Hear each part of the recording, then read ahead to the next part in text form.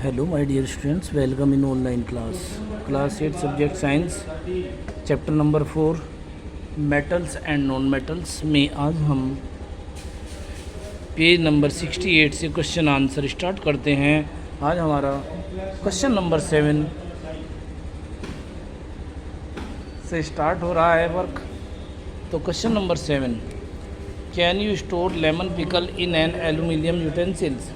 क्या आप नींबू के अचार को एल्यूमिनियम के बर्तन में रख सकते, यूटेंसिल बर्तन में रख सकते हैं? व्याख्या करिए।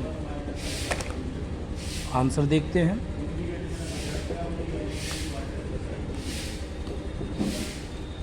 Lemon pickle can not be store in aluminium utensils. Lemon यानी नींबू का अचार एल्यूमिनियम के बर्तन में नहीं रखा जा सकता। क्योंकि लेमन पिकल्स कंटेन एसिड, क्योंकि लेमन यानी नींबू के अंदर एसिड होता है which can react with aluminium metals.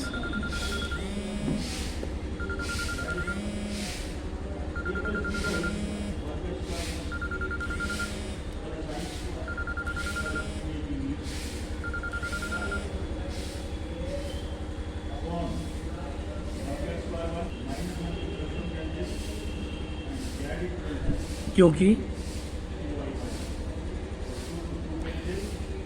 वह एसिड जो लेमन के अंदर होता है, नींबू के अंदर होता है, उस मेटल्स के साथ यानी एल्यूमिनियम मेटल के साथ, उस बर्तन के साथ रिएक्शन कर जाता है एंड लिबरेटिंग हाइड्रोजन गैस, और हाइड्रोजन गैस उत्पन्न करता है। This can lead to be spoiling of pickles, और इसकी वजह से ही जो अचार होगा वो ख़राब हो जाएगा।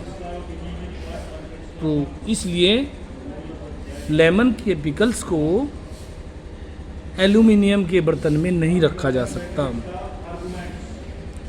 अगला क्वेश्चन है हमारा क्वेश्चन नंबर 8,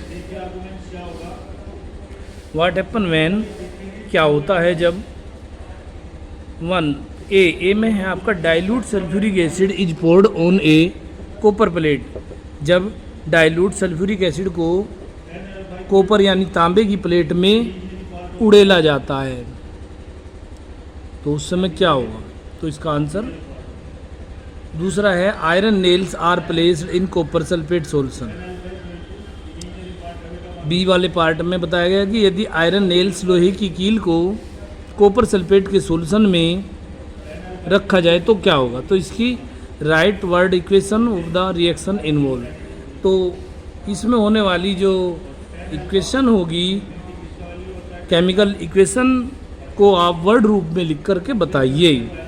तो अब आंसर देखते हैं।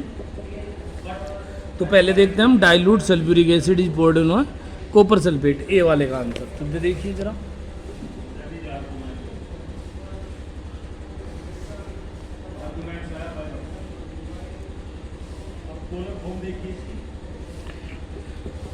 when dilute sulfuric acid is poured on a copper plate, जब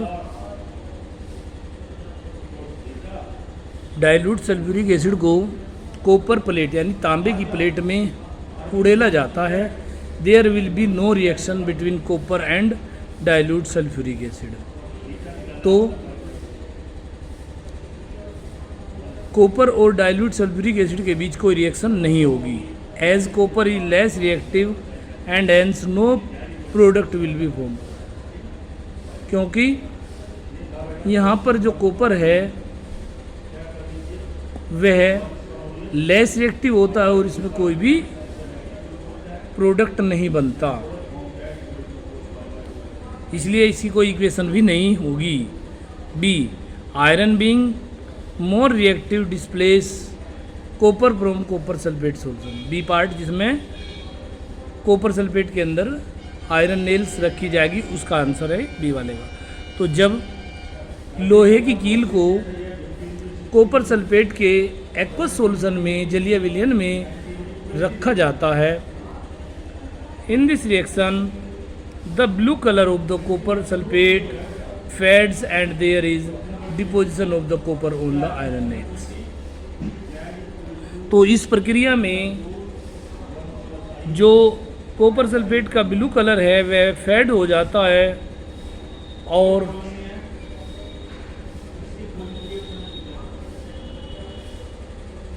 कॉपर और आयरन के बीच रिएक्शन होती है और आयरन जो कि कॉपर से हाईली रिएक्टिव होता है उसको डिस्प्लेस कर देता है। कॉपर सल्फेट के अंदर से कॉपर को हटा देता है, डिस्प्लेस कर देता है। उसकी रिएक्शन ये है, आयरन यानी Fe यानी लोहा, जिसे आप लोहा कहते हैं, प्लस कॉपर सल्फेट, ये ब्लू विट्रोल होता है जिसे नीला तोते के नाम से आम बोलचाल में जाना जाता है।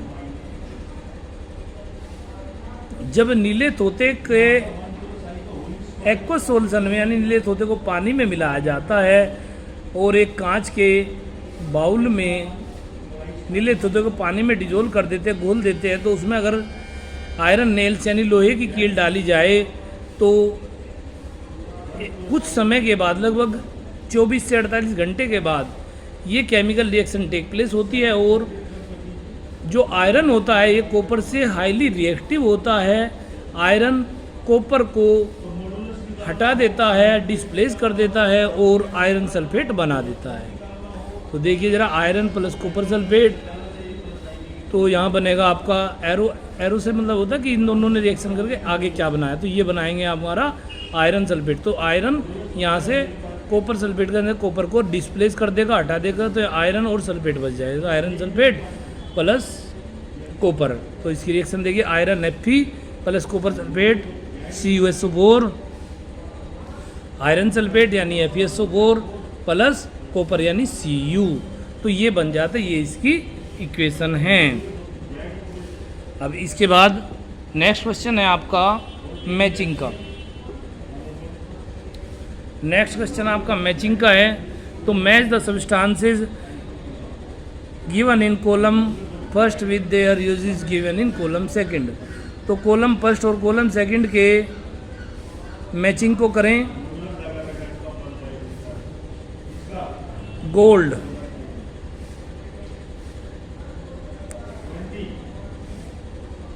गोल्ड का यूज ज्वेलरी बनाने में करते, तो ये ज्वेलरी में मैच हो जाएगा।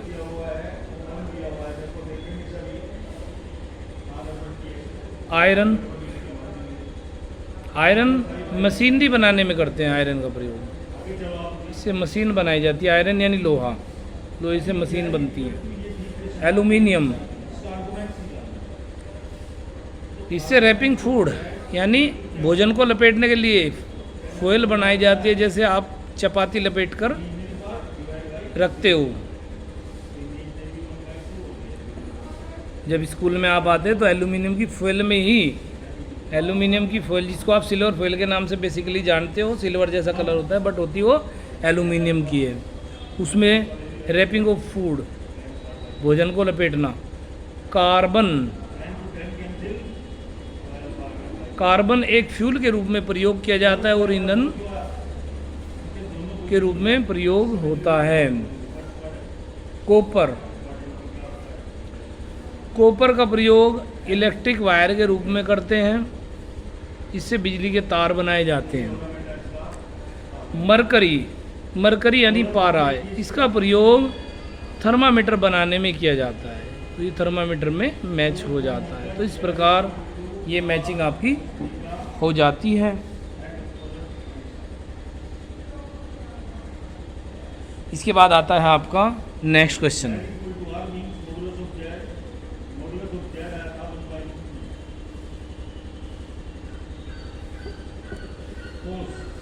Saloni took a piece of burning charcoal and collect the gas evolve in a test tube. सलोनी ने चारकोल के एक टुकड़े को जलाया और उसमें उत्पन्न होने वाली सारी गैस को टेस्ट ट्यूब में इकट्ठा कर लिया। अब आंसर देना है आपको, एक क्वेश्चन बनेंगे इसके आधार पर। A, how will see find the nature of the gas, वह गैस की नेचर का कैसे पता करेगी कि वह गैस कैसी है, यानी वह गैस एसिडिक है, बेसिक है या न्यूट्रल है, इस चीज़ का कैसे पता लगाएगी। B, write down word equation of the all reactions taking place in the process. इस प्रोसेस में प्रयोग होने वाली सभी रिएक्शन बताइए। तो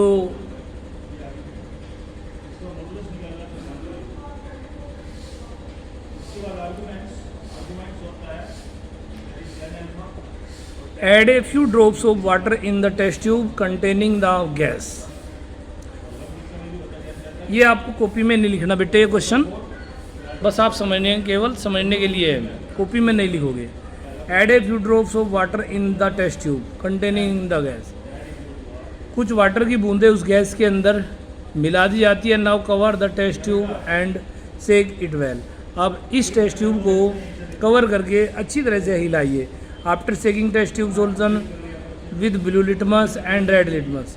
अब उसको अच्छी प्रकार से हिलाने के बाद उस सॉल्यूशन के अंदर जो टेस्ट ट्यूब में बना है, रेड लिटमस और ब्लू लिटमस को नंबर से उसके कांटेक्ट में लेकर आइए। It will turn blue litmus red. तो इसके अंदर जो ब्लू लिटमस होता है वो रेड हो जाता है, दस the gas is acidic in nature. इसलिए हम कह सकते हैं कि यह गैस एसिडिक नेचर की है, यानी वह गैस एसिडिक है। तो एसिडिक गैस बेसिकली वे कार्बन डाइऑक्साइड होगी। कार्बन डाइऑक्साइड एसिडिक गैस होती है। अब दूसरे का पार्ट है कि इसकी रिएक्शन लिख के दिखाओ। तो charcoal react with oxygen to form carbon dioxide. Carbon C यानी चारकोल, चारकोल का जो सिंबल होता है सी होता है, प्लस ऑक्सीजन ओ। जब इनको बंद करते हैं तो CO2 बनती है, जलने के बाद CO2 बनेगी और CO2 ही कार्बन डाइऑक्साइड होती है। इस कार्बन डाइऑक्साइड को जैसे ही वाटर के अंदर डिजोल्व करते हैं, रिएक्शन कराते हैं, तो ये H2CO3 कार्बोनिक एसिड बनाते हैं और यह कार्बोनिक एसिड ही ब्लू लिटमस को रेड कर देता है। ठीक है, तो इस प्रकार से हमें इसके क्वेश्चन ये कर लेने हैं।